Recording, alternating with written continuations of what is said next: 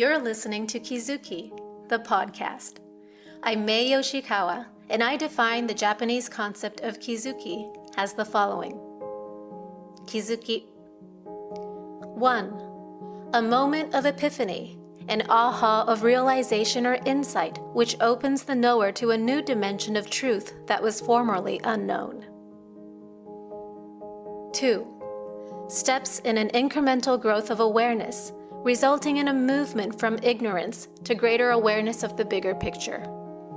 A kind of knowing that cannot be undone, that cannot be unrealized. As a longtime yoga and meditation practitioner, a world traveler, and curious self-explorer, I'm obsessed with Kizukis.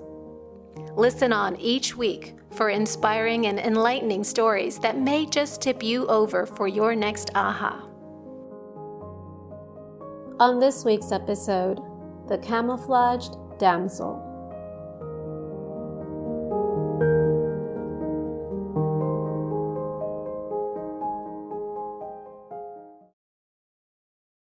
I realized something uncomfortable about myself this week.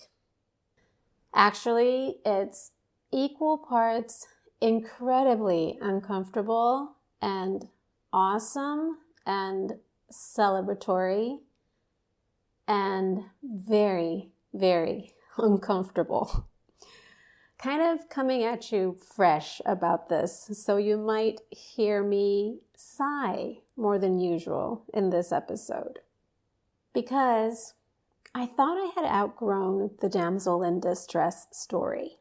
And of course, in many ways, I have. But apparently, I discovered I had just unknowingly upgraded her wardrobe. Somehow, without noticing, I had been carrying a camouflaged version of her. This is so upsetting, but it's so true. It's not the obvious fairy tale one. It's not the prince on a white horse fantasy. This one's more sophisticated, modern, and gosh darn it, high functioning. I began to see her, peep her head during my friend Bonnie Wan's The Life Brief virtual retreat. Okay, so for any of you who have been following me on socials, you have probably seen or heard me rave about Bonnie's book, The Life Brief. Please go and check it out if you haven't already. It came out a couple years ago, but what I did this year, last month and this month, was to enroll myself in her virtual retreat, which was just a phenomenal experience. Her process is deceptively simple. It's about admitting to yourself the life you really want to live. Not always in achievements and logistics, but in essence, like really just cutting through all the bullshit and getting down to what you stand for and how you want to live. What are you available for? It just cuts through all of the surface gunk, slices past pretty language, and it gets down to the bone of what your life is about, what you want your life to be about, and all of the ways that you are living a life that's misaligned with it. This declaration, this writing of your life brief will help you cut through all of that. So in my weeks of working with Bonnie and with her group, somewhere in my journaling, I came across my own hand writing that my current environment in Japan was a camouflage. This caught my own attention because a camouflage? I have called it many things, but this was a first. And why was it a camouflage? It was successful enough to be comfortable, but also comfortable enough not to be huge. And I felt it when I read what I had written. Because for years I've had explanations. Oh, it requires translation.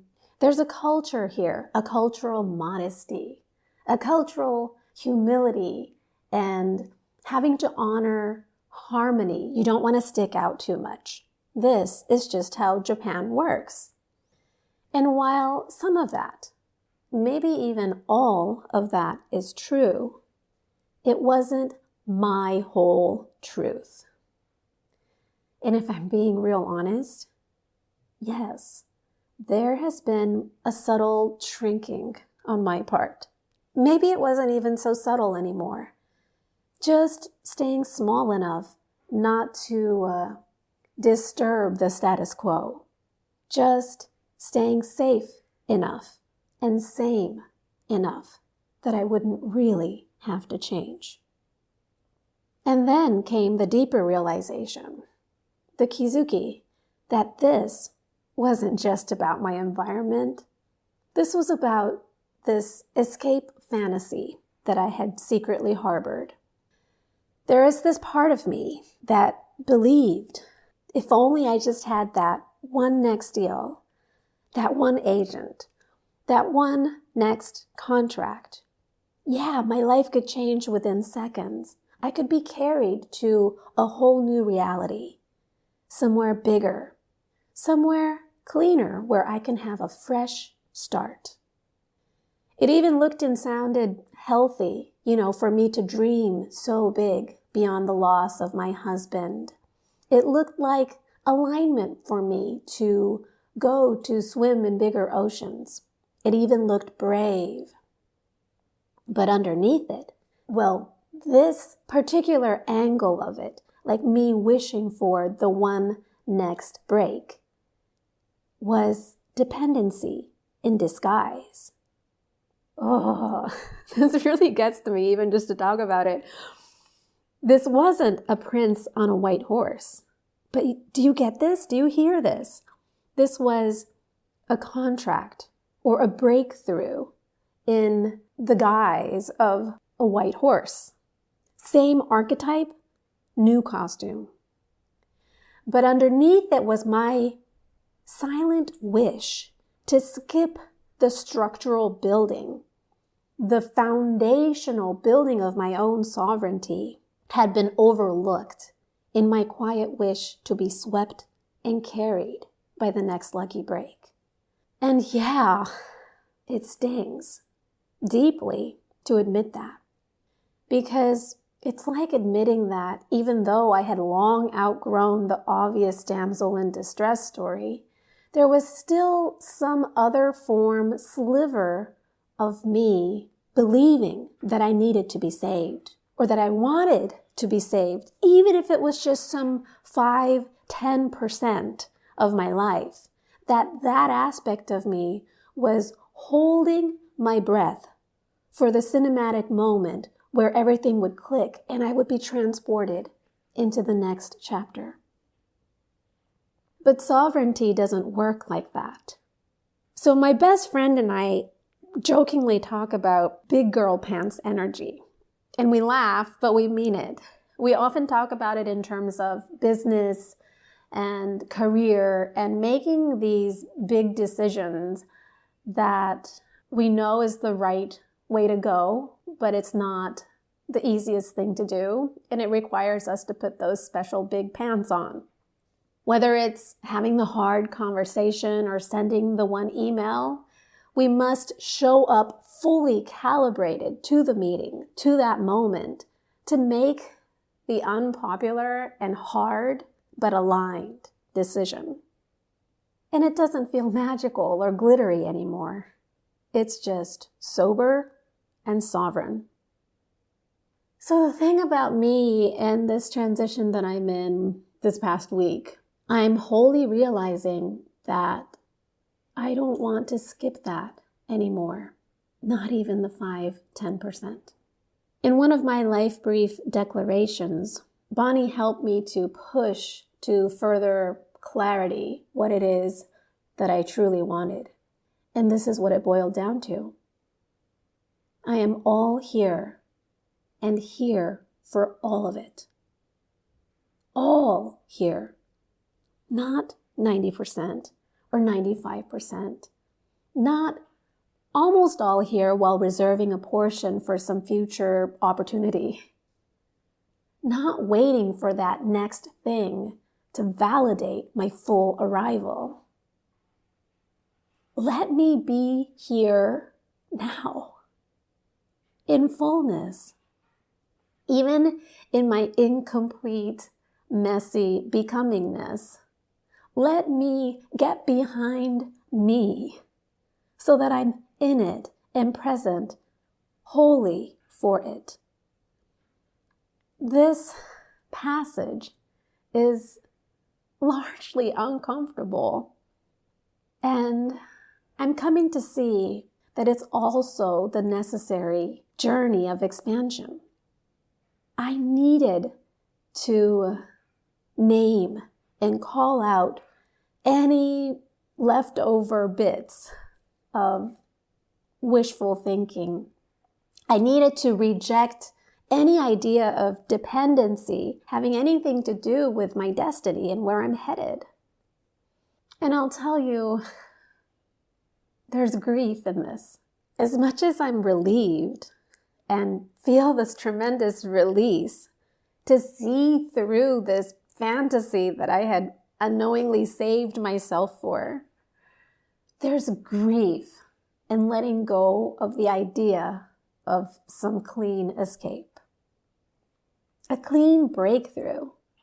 The idea that one opportunity might sweep in and rearrange everything overnight. There is no bravado in this episode, just sobriety. But it's also true that beneath the grief, there's something steadier and sure that is finding root in me. God, it feels good to get behind myself. Not 90% or 95%, but 100%. And to build from there. It feels good to invest my attention and awareness into my current life, not about a life that could become in the future. And God, it feels so right not to slightly be holding my breath and be in this waiting phase. Because I'm not waiting to be saved by anyone or anything. I'm just here and doing the foundational carpentry work of building my base where I am in the here and now. Okay. And I want to leave you today with this, because I want to ask you, just like I've been asking myself, where in your life are you waiting to be carried instead of hunkering down and building with what you've got? Where have you upgraded the damsel instead of retiring her? And what would it feel like to be all here for all of it?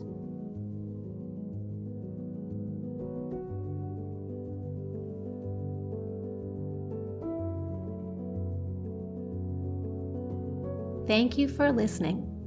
If you missed the recent Kizuki Journaling online session, the on-demand replay is now available at maey.live under On Demand. And if you'd like to be the first to know when the next live session opens, you can sign up for my weekly newsletter at the bottom of maey.live or kizukijournaling.com.